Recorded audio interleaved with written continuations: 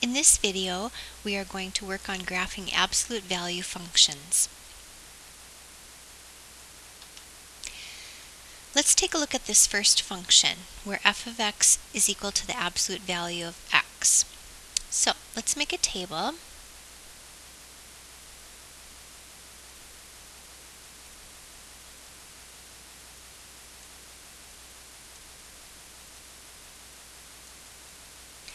Alright, so let's input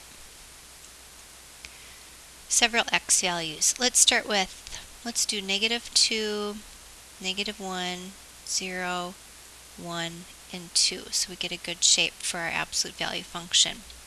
So if we input -2 into our function, the absolute value of -2 is 2. Likewise, if we put in a -1, the absolute value of -1 is 1. Absolute value of 0 is 0. Absolute value of 1 is 1. Absolute value of 2 is 2.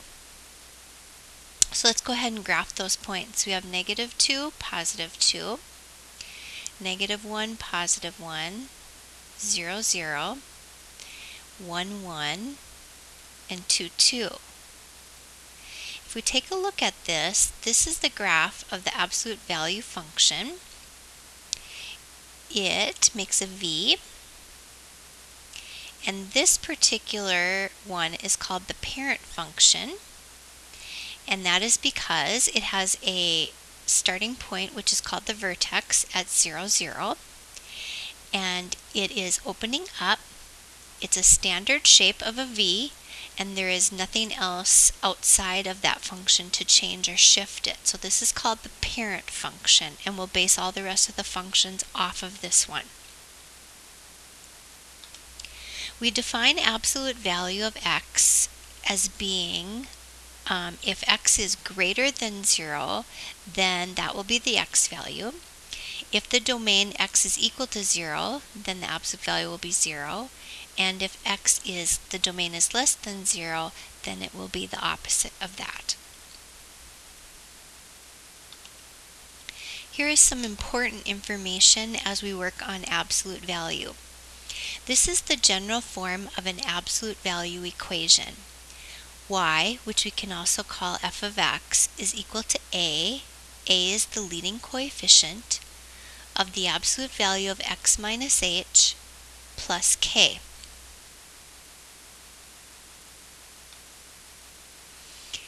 The vertex of our function is at hk.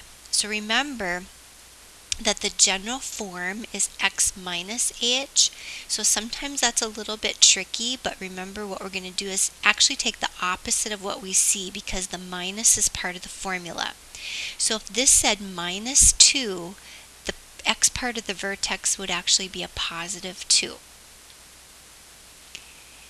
The shape of an absolute value is a V, and it opens up if the leading coefficient A is greater than 0 or positive, and it will open down if the leading coefficient A is less than 0 or negative. If the absolute value function is wider than the parent function, that is because the leading coefficient is less than 1. In other words, it's between 0 and 1. It's a fraction or a decimal. It will be narrower than the parent function if the absolute value of A, the leading coefficient, is greater than 1. For example, if it's 2 or 3, it will be a narrower V shape. We also will come to find out that the leading coefficient, that represents the slope of the branches of the absolute value function. So let's take a look at one of our absolute value functions and we'll graph it. Alright, so here's what we do first. First thing we're going to do is we're going to find the vertex of our absolute value function. The vertex happens to be at the point 1, 1. Remembering that the minus sign is part of the general form of the equation. Okay, So we're going to put our vertex at the point 1, 1. We also know that our v-shaped absolute value function opens down because our leading coefficient is negative. So it's going to have a v opening down. All right? Then what we're going to do is to compare this function to the absolute value function, the parent function. So we're going to make a table, and this time we're going to include 3 columns. The first column is our x values, and we're going to use 3 different points. We're going to use -1, and we're going to use 0, and we're going to use +1. Now, if you recall from the previous slide, if we have our parent function, when we have the absolute value of x, that's going to be the point -1, 1, the point 0, 0, and the point 1, 1. Well, what we can do is we can add another column, and we can multiply f of x times our leading coefficient, and that's going to tell us how we can graph our new function. Our leading coefficient happens to be a negative, which is -1. So we're going to change our points to -1. When we multiply 1 times -1, we get -1. -1 times 0 is 0, and 1 times -1 is -1. So we're going to now ignore this column, and this is what we're going to use to plot our absolute value function. But when we do that, instead of starting at 0, 0, we're going to now shift our vertex to 1, 1, and pretending now that this is our origin, we're going to use our new absolute value function using the point -1, -1. But we're going to start here. So we're going to go if x is -1 and y is -1. So it might be a little confusing, but we're going to pretend now that this is the origin because that's our vertex. So we're going to go -1x and -1 for y. 0, 0 our vertex, back up to here, and then we're going to use the point 1 over 1 and down 1, -1. And then we can draw in our v.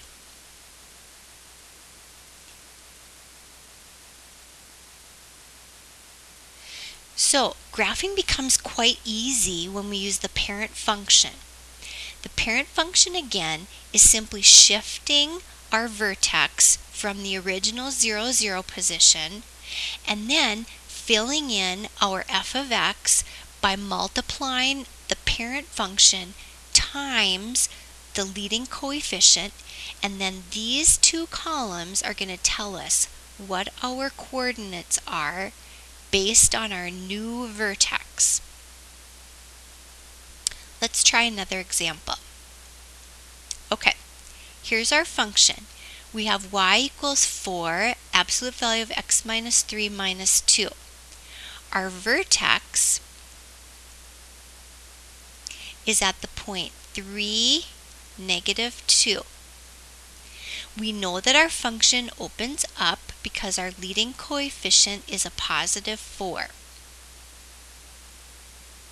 So let's plot our vertex, which is at +3, -2.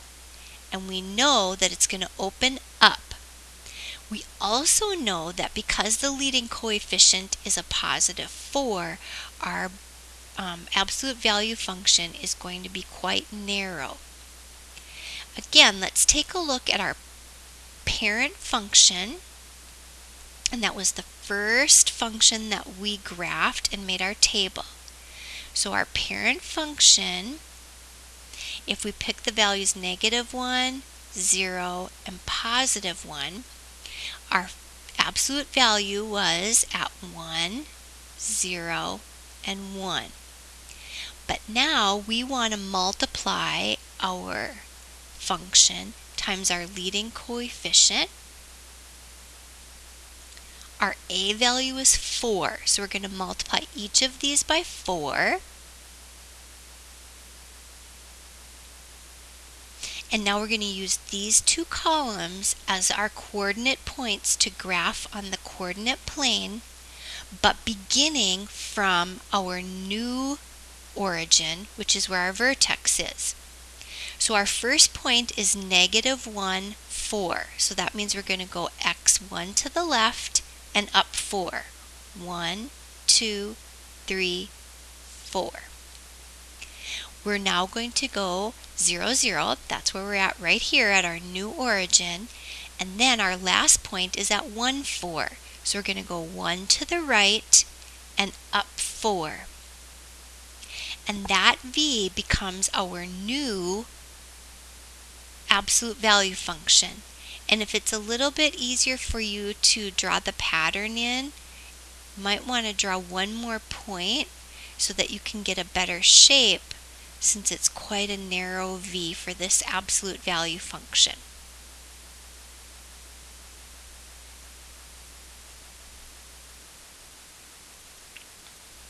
Alright, let's try one more. So, in this particular case, our vertex is at the point -3, -1. Remember, it's the opposite of what we see because of our general form of our absolute value function. This one is going to open up because our leading coefficient is positive, it's 1/3. And also because our leading coefficient is a value between 0 and 1, it is going to be wider than our parent function. Okay, so let's take a look at our parent function again on our table. So we have x and we have our f of x.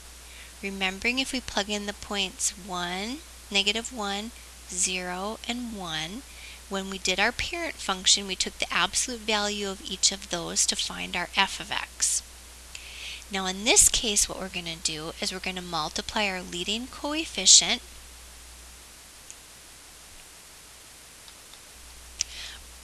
by our function. So when we multiply f of x times 1/3, we'll get 1/3, 0, and 1/3. So remember that we were going to start from our new vertex, which is at -3, -1. Our absolute value function is going to open up. And now we need to, from our vertex, use these coordinates to graph our function. So we're going to go to the left 1 and up 1/3 of a box. To the right 1 and up 1/3 of the box. And then we might want to continue by doing a couple of other points so that we can get the general shape of our absolute value function.